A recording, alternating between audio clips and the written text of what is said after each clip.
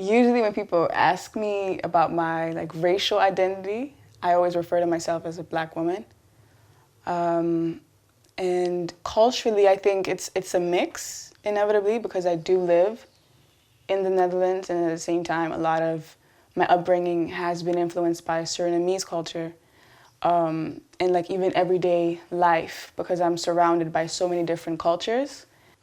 And so when it comes to the diaspora, I feel very much that I carry the same role in being a messenger, carrying certain, stories. Even if I haven't lived through them myself, I can translate it so that other people understand or they feel understood. Having the power to unite people is something that I find incredibly, incredibly important. Especially for us as Black people. So much is already trying to divide us. What's your name, your occupation, and where are you from? My name is Lowell. I am many things. I would say that I'm a cultural/creative entrepreneur and a performing artist. You'll find me hosting events, moderating/hosting, teaching. I'm also a poet / spoken word artist, so you'll also find me on stage with that. And I think, that's about what I do, and I'm very involved in my neighborhood, so I try to build projects or see where I can help with that. Yeah. And when it comes to where I'm from, I was born and raised in Amsterdam, lived here my whole life, and my mom is from Suriname, my dad is Dutch, he was born here. Yeah, that's me. So, how would you describe yourself culturally or racially? Usually when people ask me about my racial identity, I always refer to myself as a Black woman. And culturally, I think it's a mix, inevitably, because I do live in the Netherlands, and at the same time, a lot of my upbringing has been influenced by Surinamese culture. And even everyday life, because I'm surrounded by so many different cultures, and also other Surinamese people. So it's always kind of been a mix, but how I identify is always as Black, yeah. Why? I feel for several reasons, actually. I think one of them being a feeling, spiritually and emotionally, that I connect with Black, and I feel that I'm a child of the diaspora, so it makes sense for me to identify as Black. And also I feel that socially, in this day and age, we're not at a point where it would even be accepted either by white communities or Black communities even to say that I'm white, even though that's also in my family. And I was born because of a white father too. But it wouldn't be accepted, but also it wouldn't make sense. It wouldn't make sense, I think. Yeah, why do you identify as Black and not mixed race or multicultural? Yeah, I definitely feel like it also depends on the nature of the question and the moment. If someone were to just ask me, how do you identify? What's your racial identity? Then I'm very quick to say Black. But if it's an opportunity for me to also say that, for example, I'm Surinamese and I'm Dutch. A lot of times when people see me, they assume that I'm mixed. So they will come up to me and ask me if I'm mixed. So then the question is different, and I will say yes. But it also happens a lot that people just come up to me and they say, yeah, you're half-blood, right? And that's a really common term here, a term that I don't like at all. But it's so common that even other Black people use it, and I don't blame them. It's not like they use it negatively, intentionally, or anything like that. I just think that, I'm not a character in a Harry Potter movie. We don't do half-blood prince and whatever. It's just the implication of being lesser than. Like, where was my blood cut in half? Is it because I'm not fully white that I'm half now? And so as a Black person asking me that question, who considers themselves as fully Black and not mixed, where does that put you? So you're no blood at all. You know what I'm saying? It has all these weird implications, so I don't use it. Yeah, I'll start off using black, and I'll usually explain that I'm both Surinamese and Dutch. Tell me about your early years in Amsterdam. It sounds like you lived in a very mixed community. Definitely. When was the first time you realized that there are people who don't look like me, or maybe I'm different, or did you always feel part of a community and never felt out of sorts? I never felt out of place, and whether that was because I was in my own close environment, like the area that I grew up in, or if I was in high school, which was this really posh neighborhood in Amsterdam South. I didn't feel out of place. I didn't notice the differences, but like emotionally, I knew that I was good. Like I was gonna come home to people that supported me, and I was pretty secure in my own identity as to not feel threatened or unsafe or even underrepresented. Like I knew, but it didn't bother me as much. And I think a huge part in that was my family. I was definitely born into the journey. So from a very young age, my mom and other family members would teach me, tell me stories, and motivate me to think too. So it wasn't just like feeding me information, but they'd also just tell me about stuff so I could research it myself. And so as I got older, it was really easy for me to research and identify and see what I'm comfortable with identifying as. And so I never really felt out of place. I know that it's a pretty common thing for especially mixed race people to feel as if they don't belong either place, right? You're never really home. I've never really struggled with that because like I'm so secure in it myself that I don't even allow people the space to question my identity. Yeah, and that's always been like that, actually. Yeah. Do you think there is a connection between your mother, her way and how she feels about her racial identity, and your strength of character to? Yes. Like I think it's so obvious. I think that when people know the both of us, they know.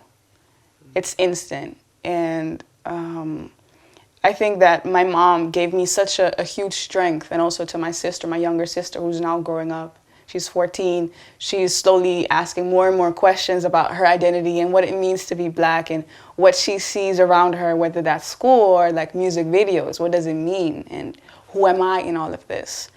And my mom definitely instilled in both of us a certain sense of confidence. Like it was for us to grow up and build that confidence, but I think that your upbringing and your parents, both of your parents, because my dad is really secure too, he's a really kind, loving man. And like when you have that confidence and love growing up, you have a good foundation to build on as you get older. So I definitely think that it comes from my upbringing and my mom. She's always been very sturdy, and when it comes to social issues, racial issues, she's always been very involved in activism, in history, in teaching or helping others or hosting stuff, putting on projects. So that's something that I saw very closely from when I was young. And when it comes to your work, could you tell us about We the People and how that and the diaspora connect and culture? Culture, yeah, definitely. So it's a cute, nice story. It was a little over a year ago that Jamato and I had our first event. We had known each other for a while before that. We both did poetry, and at one point we were like, we could do this too. You know, we need more safe spaces for Black people and you know, people of color in general, especially youth. And because we didn't see them enough, we figured why not create it ourselves? You know, a space where we can just claim our own narrative, talk about the struggles that we have, or uplift each other without feeling as if we have to explain why. So that's kind of like how it started. Our first event was in Park. we gathered underneath a willow tree, which was our little tent for the evening. We called it the poetry. And we saw how enthusiastic people were, how high the energy was, and how good it felt. So that became even extra fuel to pursue it. So I think about a month later, We the People was born, and we started working towards our first event, which was in October last year.